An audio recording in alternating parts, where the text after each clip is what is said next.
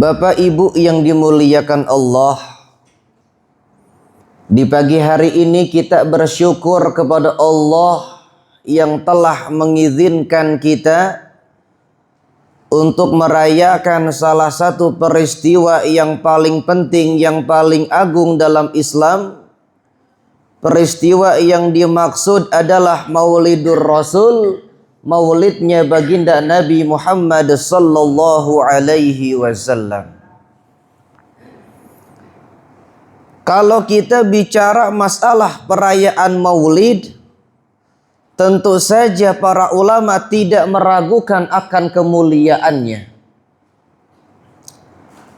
Dulu diceritakan dalam kitab I'anatul Talibin, ada pemuda namanya Syahdan. Syahdan ini terkenal di masyarakat tukang maksiat, kagak punya manfaat, bahkan dicap sampah masyarakat. Tapi Syahdan ini punya kebiasaan yang bagus. Setiap datang bulan Rabiul Awal, bulan Maulidur Rasul, maulidnya Nabi Muhammad, beliau mandi dengan mandi yang paling bersih. Beliau pakai baju yang paling bagus. Beliau sisir rambutnya, digunakan wangi-wangian.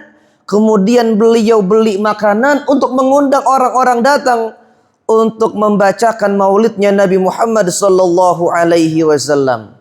Punya kebiasaan demikian, maka tatkala Syahdan wafat, terdengarlah suara dari langit bahwa Syahdan ini merupakan waliyun min awliyaillahi salihin, salah satu orang yang diangkat menjadi kekasihnya Allah karena memuliakan maulidnya Nabi Muhammad sallallahu alaihi wasallam.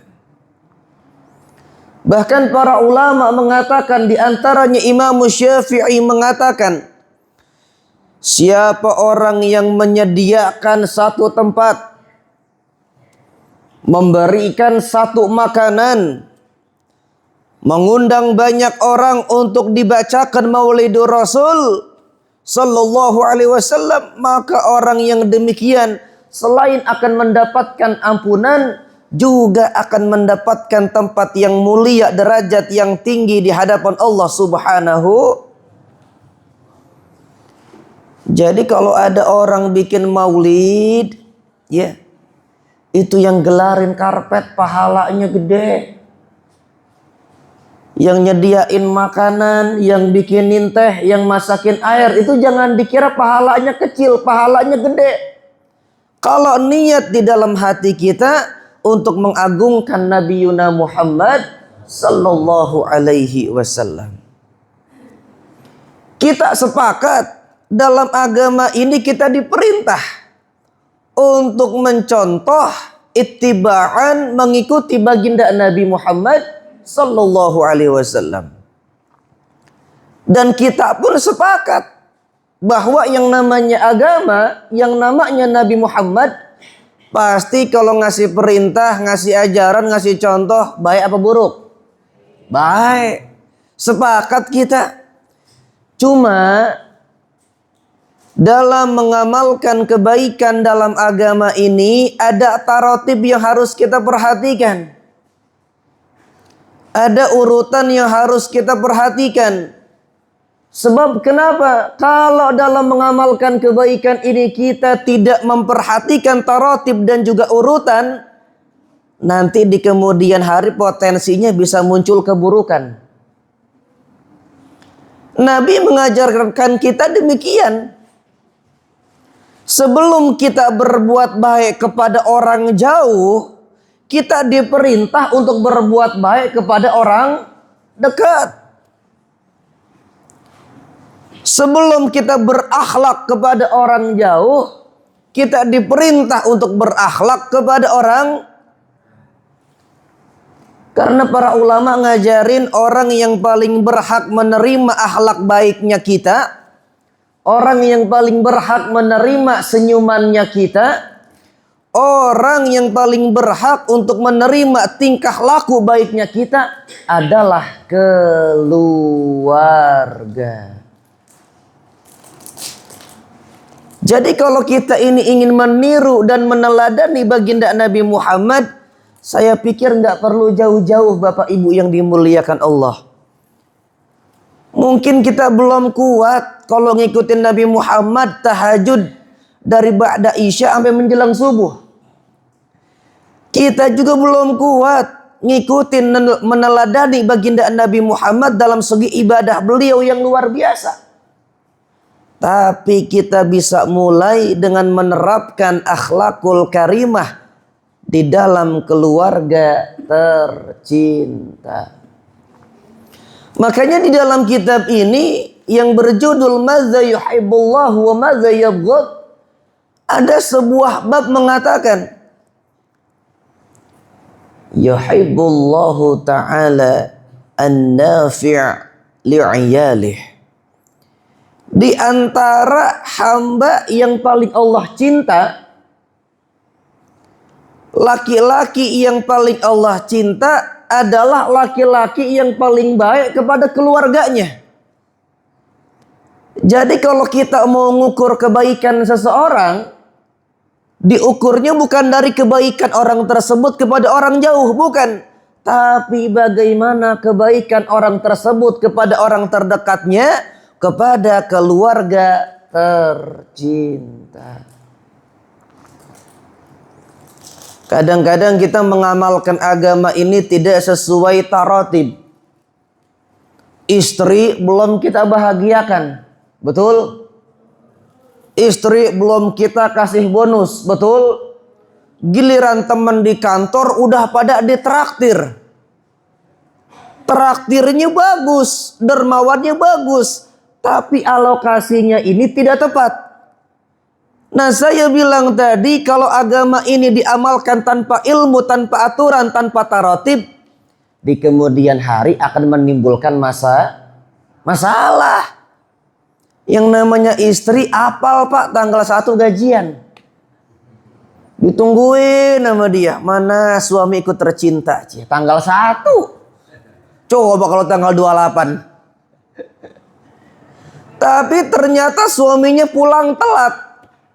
Ketika ditanya, ayah kemana sih?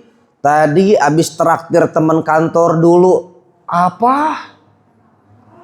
Mamah belum terima gaji, belum terima bonus bulanan. Kenapa malah teman kantor duluan? Marah nggak tuh istri? Wah, ditekuk Pak mukanya 2 hari. Dan itu memang menyalahi aturan agama. Karena mengamalkan kebaikan tidak sesuai taratib, tidak sesuai urutan. Makanya kita ini kan diajarkan, dididik, yang namanya kita wudhu saja itu ada urutannya, ada taratibnya, nggak boleh acak-acakan, nggak boleh orang wah wudhu pengen dari kaki dulu baru ke muka, ya. Ya kalau dari kaki tuh kotoran dari kaki dipindahin ke muka semua. Makanya kenapa kaki paling terakhir, ya emang yang paling kotor ya kaki, diantaranya demikian. Atau ada seorang istri bela-belain perkara yang sunnah. Gantian Pak sekarang Pak. Puasa sunnah dia rajin, sholat sunnah juga dia rajin. Tapi kepada suaminya dia acuh tak acuh, seperti ada dan tiada, di antara dianggap dan tidak dianggap. Suaminya berangkat belum diseduhin kopi, malah sibuk sholat sunnah. Sholat sunnahnya bagus, nggak kita salahkan, tapi bentuk taratib dan urutan pengamalannya, alokasinya ini bermasalah. Duha sama sunnah, ngelayanin suami hukumnya nah tuh baru pada ngomong tuh suaminya tuh wajib. Mumpung Pak Ustadz yang ngomong, saya kompor-komporin aja. Ya. Nah kita nggak urusin tuh suami tuh, kita bela-belain perkara-perkara yang sunnah. Ini nanti bakal jadi masalah juga nih. Biasanya maaf nih, suaminya ngomong ngaji kesono kemari, sholat sunnah tiada pernah ditinggal, tapi suami tidak diseduhkan kapal api. Apa ada istri model begini? Yeah. Nanti yang jelek apa? Agama-agama juga, pengajian-pengajian juga. Emang ngajinya di mana sih? Kan begitu.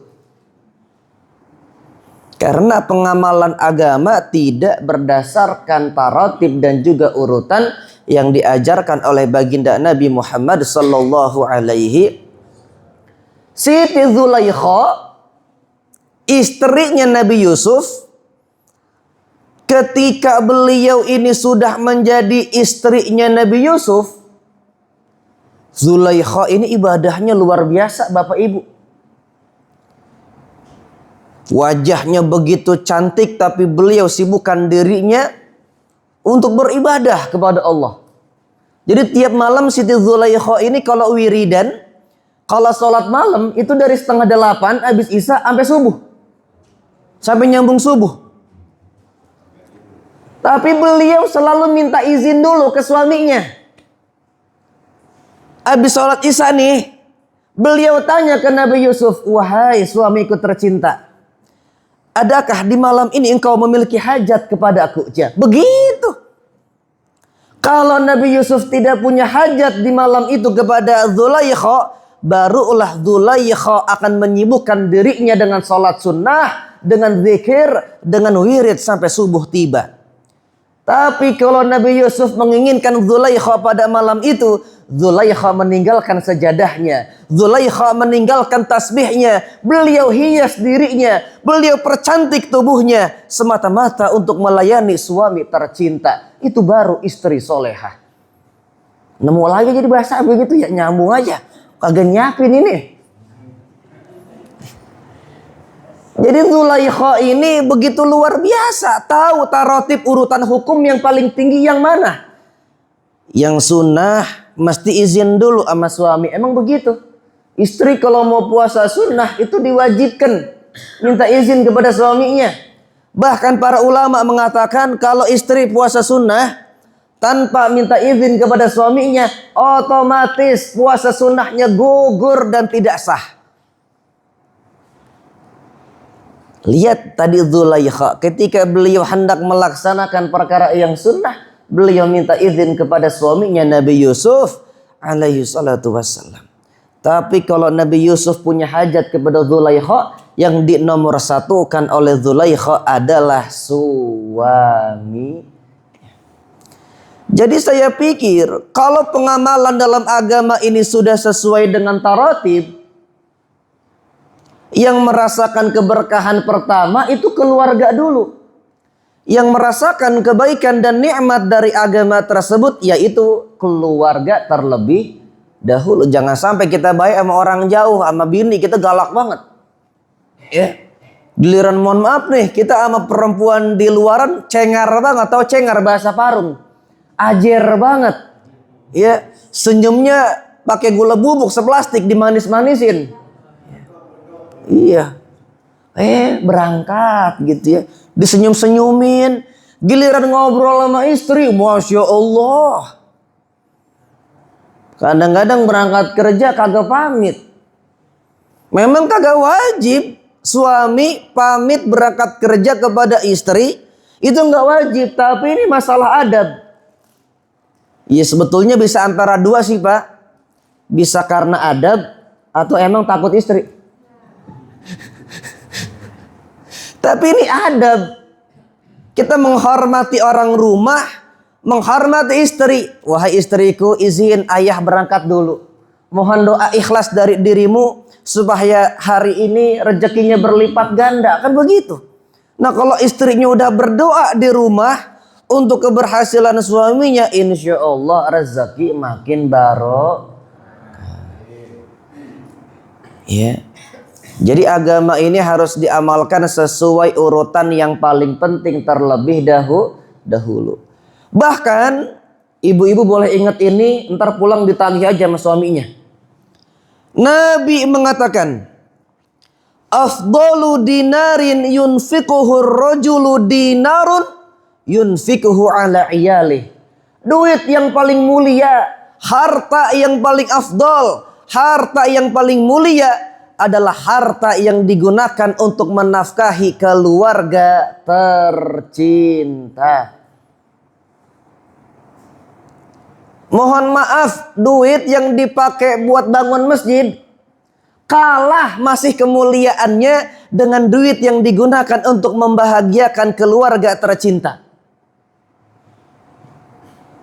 Mohon maaf nih, duit yang digunakan untuk menyantuni anak yatim sekalipun masih kalah mulia dengan duit harta yang digunakan untuk memberikan senyum pada keluarga tercinta. Karena harus tarotib. Kalau keluarganya dilewati, masjid diperhatikan, oh nanti orang rumah komplain. Yang jelek siapa? Agama. Ayah gimana sih ya, giliran sama masjid royal banget.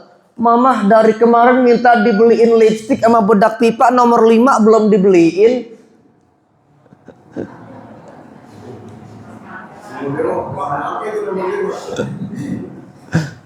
Akhirnya yang jelek siapa? Masjid. Emang masjidnya maksa ya? Satu.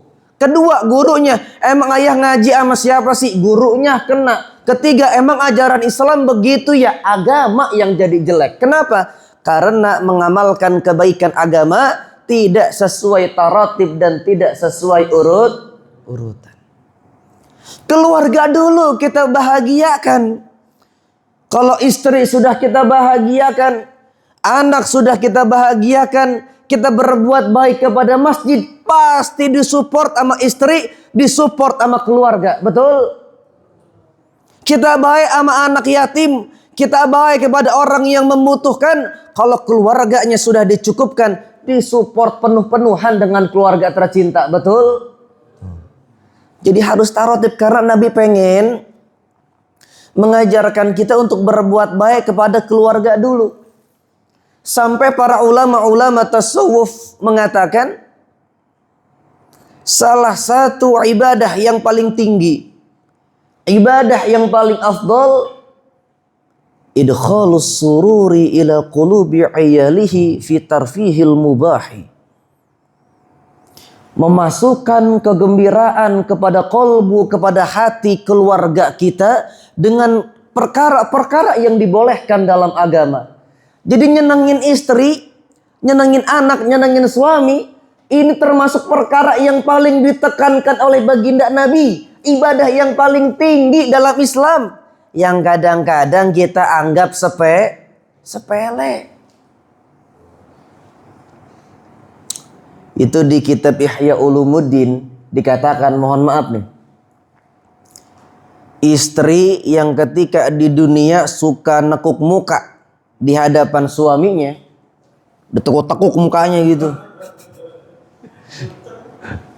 pasang muka nggak enak, pasang wajah cemberut kepada suaminya. Maaf, Ihya Ulumuddin Imam Hujjatul Islam Al-Ghazali mengatakan perempuan yang semacam demikian akan dibangkitkan oleh Allah di yaumil qiyamah dengan kondisi wajah yang paling gelap. Na'udzubillahi min.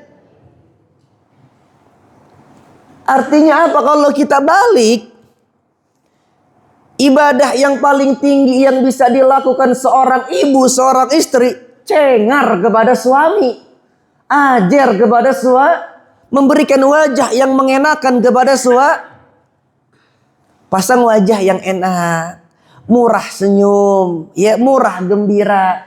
Begitupun suami, ya, jangan ajar sama anak orang, sama anak sendiri galaknya luar biasa. Itulah kadang-kadang kita perlunya memandang anak kita sebagai titipan dari Allah.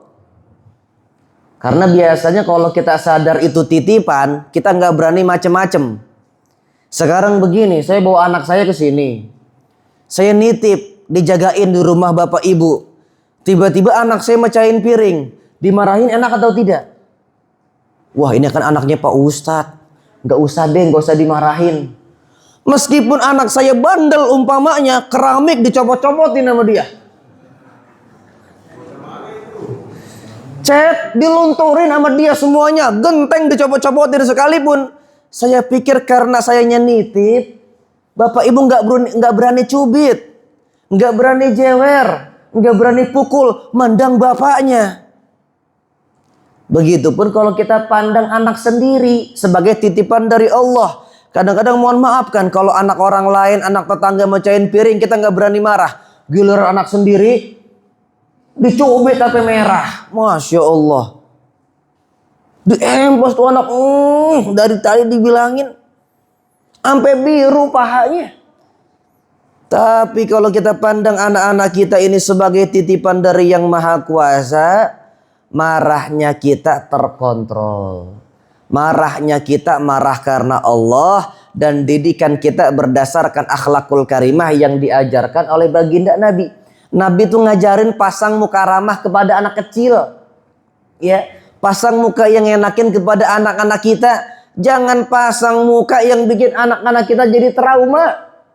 Pasang wajah yang mengenakan kepada hati anak-anak kecil kita. Karena begini Pak, ada dosa yang mungkin tidak bisa hilang dengan ibadahnya kita. Tidak bisa hilang dengan sholatnya kita. Tidak bisa hilang dengan puasanya kita. Tapi dosa itu bisa hilang karena sebab kita menggembirakan anak-anak kita di dalam rumah. Itu ada riwayatnya. Di dalam kitab Qumi'ut Tughyan dikatakan ada orang ngadu kepada Rasul, ya Rasulullah, saya ini pendosa besar, saya ini tukang maksiat, saya malu, tolong hukum saya supaya Allah mengampuni saya.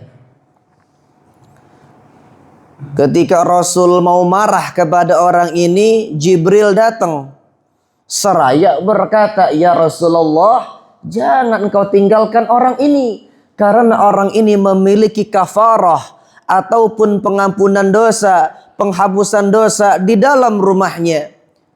Rasul nanya ke Jibril, wa ma kifaratuhu ya Jibril? Apa kifarat yang dia punya? Lahu sawiyyun saghirun. Di rumahnya dia punya bocah, dia punya anak kecil.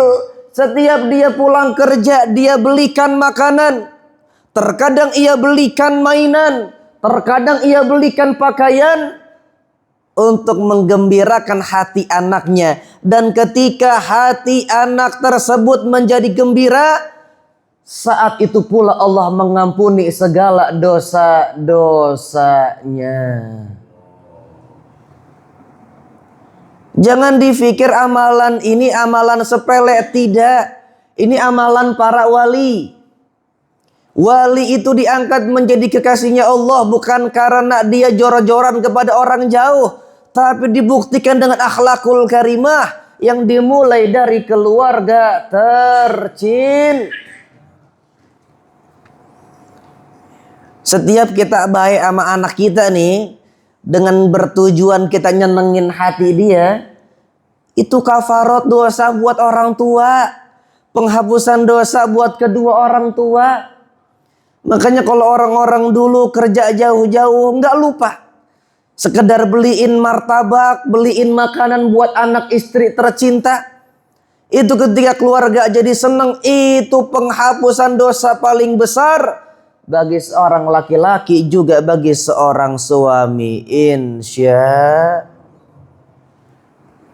Karena dikatakan a'zamuha ajran, duit yang pahalanya paling gede, harta yang punya pahala paling besar, harta yang engkau infakkan untuk keluargamu, bukan untuk teman kantormu, bukan untuk orang-orang jauh, tapi dimulai dari keluarga tercinta.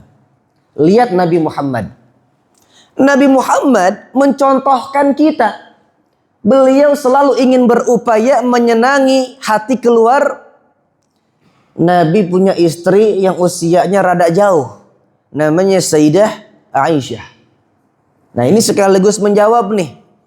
Kebanyakan orang berpikir, oh Nabi Muhammad menikahi anak di bawah umur. Wah, ini asumsi-asumsi yang tidak benar, asumsi-asumsi yang harus saya luruskan.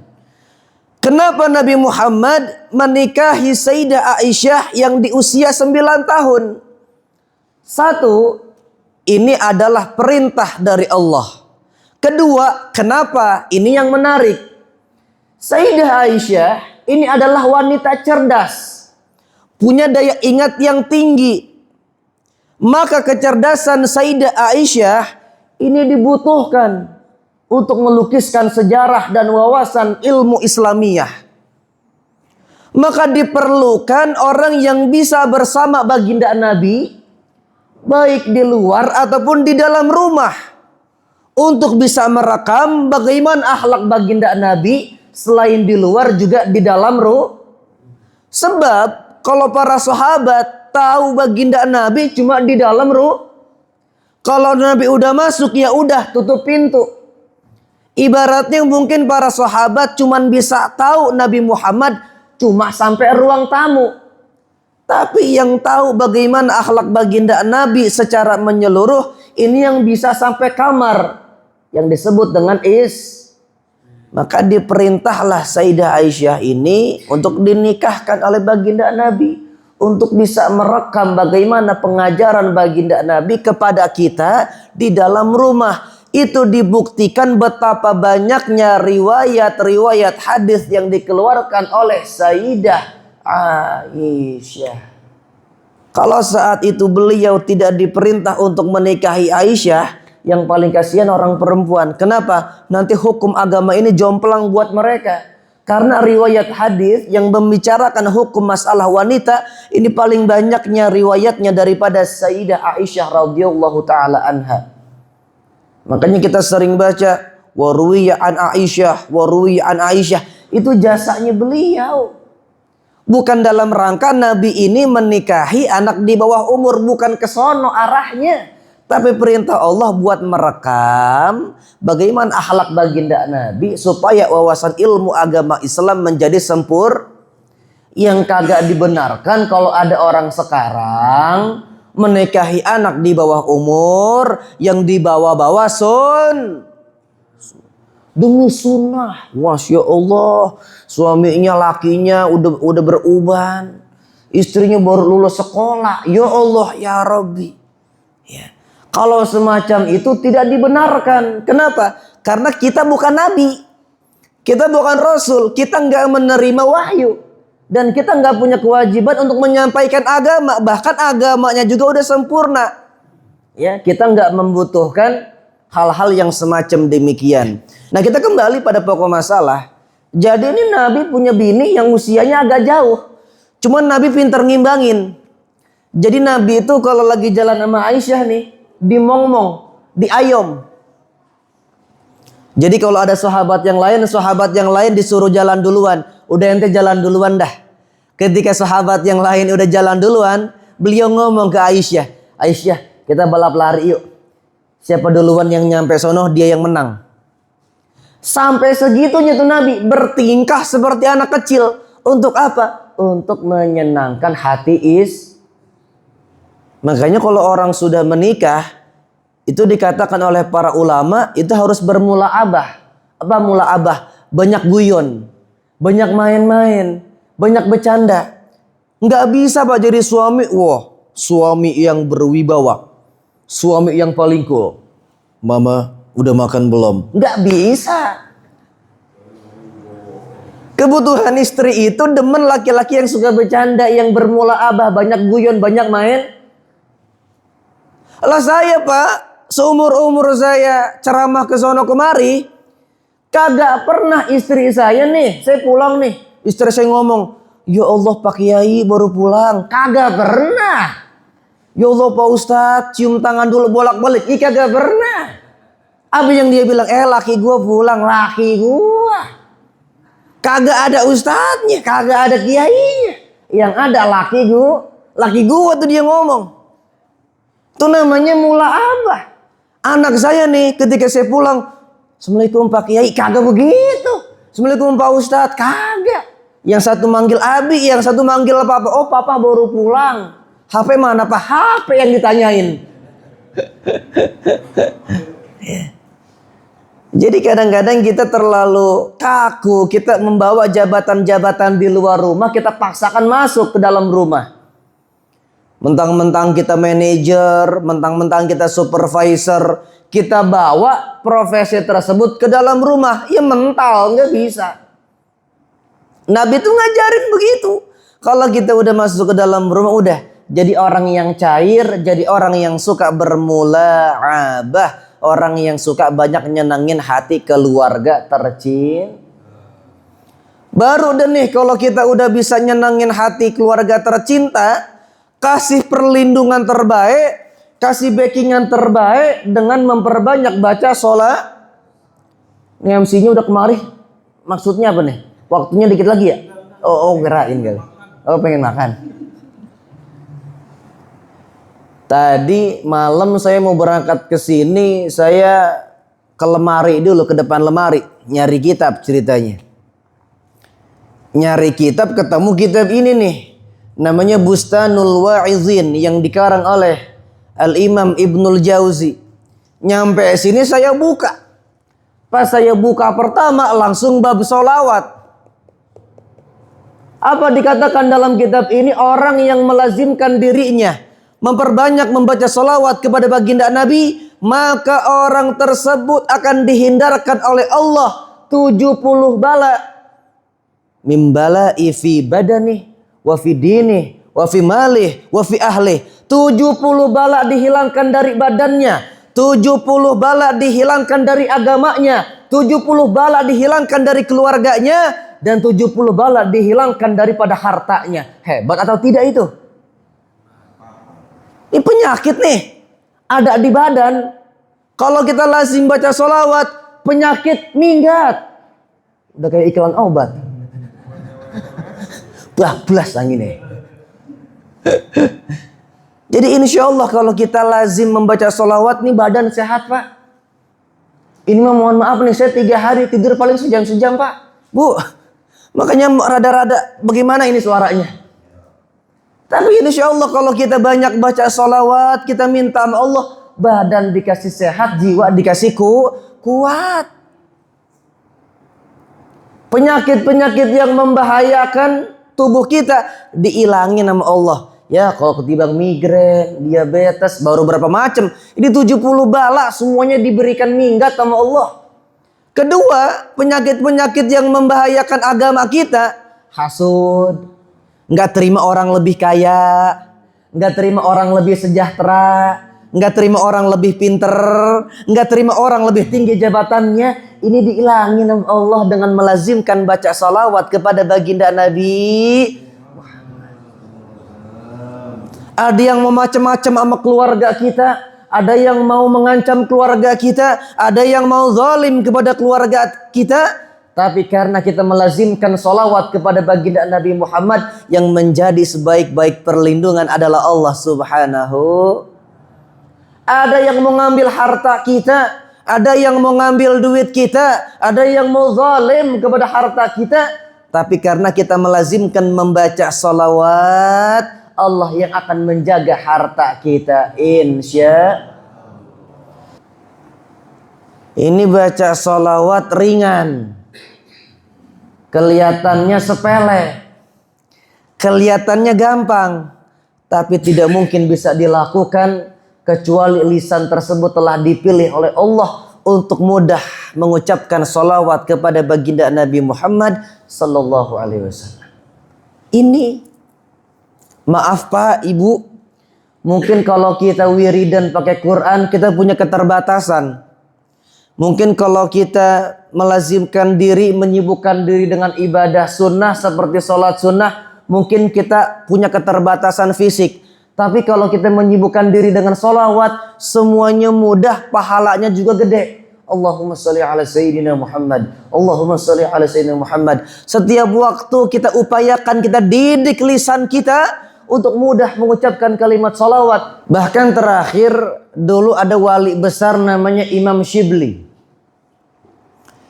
Imam Shibli ini orang yang diangkat jadi wali karena begini Pak.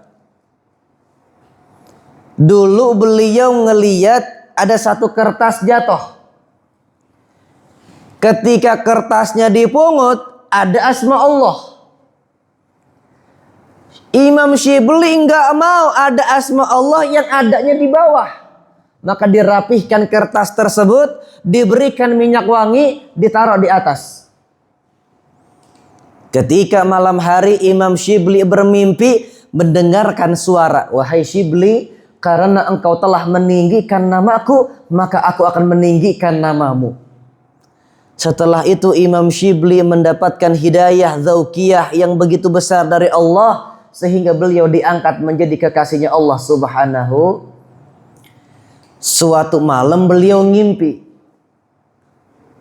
ada orang yang wafat, kemudian mendatangi Imam Syibli. Ditanya oleh Imam Syibli, "Bagaimana keadaanmu di alam barzakh?" "Ya Allah, wahai Imam Syibli, ketika saya bangkit dari kubur, ketika saya mau ditanya oleh malaikat, hampir-hampir saya dipukul, disiksa, diazab oleh malaikat. Terus gimana? Ketika saya hendak dipukul, tiba-tiba ada satu makhluk yang begitu indah, yang begitu nyaman dipandang mata, yang tidak pernah aku lihat makhluk seindah ini di alam dunia." Ditanya sama Imam Syibli, "Itu makhluk dari mana?" "Saya nanya Imam, saya tanya tuh makhluk, 'Man anta?' Siapa kamu?" Maka makhluk tersebut menjawab, "Ana thawabu salatika ala Muhammad sallallahu alaihi wasallam." Aku adalah pahala dari salawat yang dulu engkau baca kepada Nabi Muhammad semasa hidup di alam dunia. Jadi saking gedenya pahala salawat, ini pahala salawatnya kita nanti bakal diciptakan, dijadikan makhluk di alam kubur buat nemenin kita. Yang makhluk ini begitu indah, yang keindahannya tidak pernah dilihat oleh makhluk yang hidup di alam dunia. Nah akhirnya tuh orang kagak jadi dipukul, kagak jadi diseksa oleh malaikat munkar dan juga gara-gara memperbanyak membaca salawat kepada baginda Nabi Muhammad sallallahu alaihi wasallam. Di zaman yang kayak begini, nggak ada amalan yang paling mudah. Enggak ada amalan yang paling istimewa, yang paling mudah dilakukan, tapi paling berat ganjarannya, kecuali membaca salawat kepada baginda Nabi Muhammad sallallahu alaihi wasallam. Itu aja pesan dari saya di acara Maulid ini. Kalau kita ada waktu dikit-dikit, didik lisan kita, Allahumma sholli ala sayyidina, Allahumma sholli ala sayyidina Muhammad. Udah gitu aja. Ya, insyaallah mudah-mudahan apa yang saya sampaikan di kesempatan pagi hari ini ada manfaatnya, ada barokahnya, bisa kita amalkan dalam kehidupan sehari-hari. Amin ya rabbal alamin. Wal afu minkum. Wassalamualaikum warahmatullahi wabarakatuh.